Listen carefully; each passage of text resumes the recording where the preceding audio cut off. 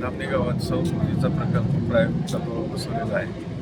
त्याच्यामुळं लोकांची अशी अपेक्षा आहे की पाण्याचा डिस्चार्ज कमी आहे, तर ते डिस्चार्ज तपासायचं, म्हणजे किती डिस्चार्ज आणि त्याच्यामध्ये काय मॉडिफिकेशन करता येते का आणि शेतकऱ्यांच्या अपेक्षा पूर्ण करता येतील का याच्यासाठी आपण महावितरणकडून आलेला आहात की सौर ऊर्जा कुठून आलेला आहे?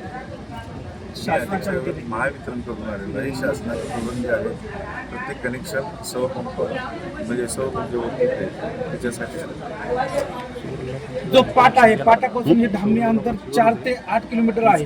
याचं जे वीज कनेक्शन नाही घेतलं, सौर ऊर्जेवरती दाब येईल का आणि किती HP पर्यंत मोटरी चालतील?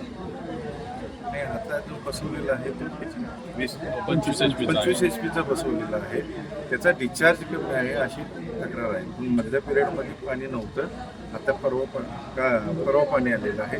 त्यामुळे तो डिस्चार्ज मेजर केल्यानंतर लक्षात येईल की त्यांचा किती ग्रामस्थांचं म्हणणं असं आहे का सौर ऊर्जेवरती ज्या पद्धतीने पाणी ज्या स्पॉट्समध्ये पाणी यायला पाहिजे ते येत नाही, म्हणून विजेची मागणी करतात. मग त्यांना वीज कनेक्शन मिळेल का? तर आपल्याला सोलरवरतीच हा डिस्चार्ज महत्त्वाचा डिस्चार्ज कमी आहे अशी तुमची हे आहे. तो डिस्चार्ज कसा वाढवता येईल याच्यासाठी आपण प्रयत्न उन्हाळ्यामध्ये